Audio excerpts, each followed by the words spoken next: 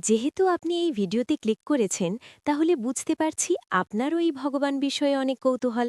ঠিক আমার মতো। আমার বয়স যখন ১৩, তখন থেকে আমার এই ভগবানের প্রতি কৌতূহল। আপনি এই ভগবানের বিষয়ে হাজার হাজার ভিডিও পেয়ে যাবেন, যেখানে কেউ ভগবান না হওয়ার প্রমাণ দিচ্ছে, আবার কেউ ভগবান হওয়ার প্রমাণ দিচ্ছে। আমার মন ঠিক এমন দুটানায় ভুগছিল। যখন কোনো নাস্তিকের ভিডিও দেখি, তখন মনে হয় যে ভগবান বলে কিছু নেই।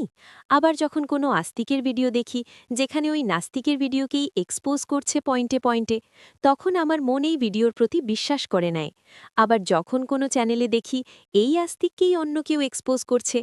এইভাবে ইউটিউবে হাজারো ভিডিও দেখতে পাবে একে অন্যকে এক্সপোজ করতে।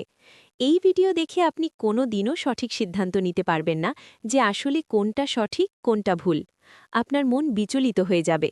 তাহলে এর থেকে বেরোনোর একটাই উপায় আছে, সেটা হলো আপনার নিজের চিন্তাভাবনার জাগরণ, নিজের মনের গভীরে প্রবেশ করে সব কিছু বুঝতে শেখা। এই ভিডিওতে আমি এমন কিছু তথ্য তুলে ধরব যা ইউটিউবে কোনো ভিডিওতে আপনি শোনেননি। এই ভিডিওতে বলা কথাগুলো আপনার মনকে বদলাতে বাধ্য করবে, আপনাকে চিন্তিত হতে বাধ্য করবে।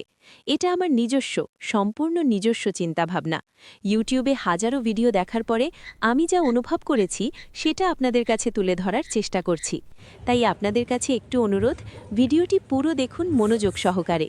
আমি কথা দিচ্ছি, ভিডিওটি দেখার পরে আপনি এখান থেকে নতুন কিছু শিখে যাবেন, আর তখন আমার পরিশ্রম সার্থক হবে। ভগবানের ধরন। ভগবান কোনো মানুষ বা কোনো অবতার নয়। ভগবান হলো একটা সিস্টেম।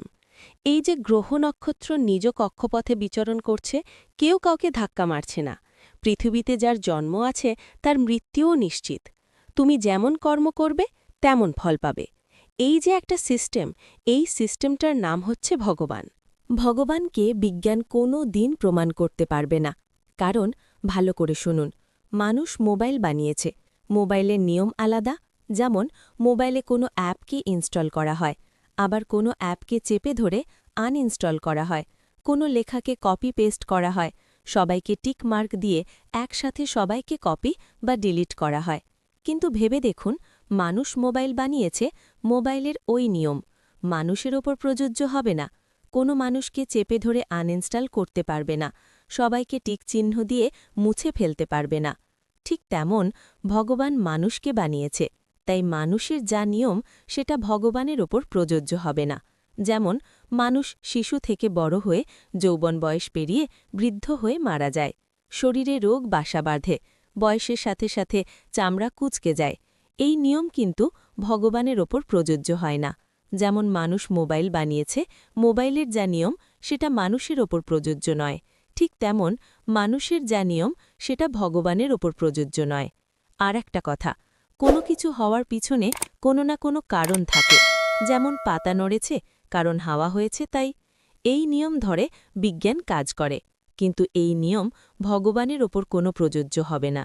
তাই মানুষ কোনোদিনও ভগবানকে বিজ্ঞানের দ্বারা প্রমাণ করতে পারবে না। আজ ভিডিও এই পর্যন্ত। দেখা হচ্ছে অন্য আরেকটা ভিডিওতে।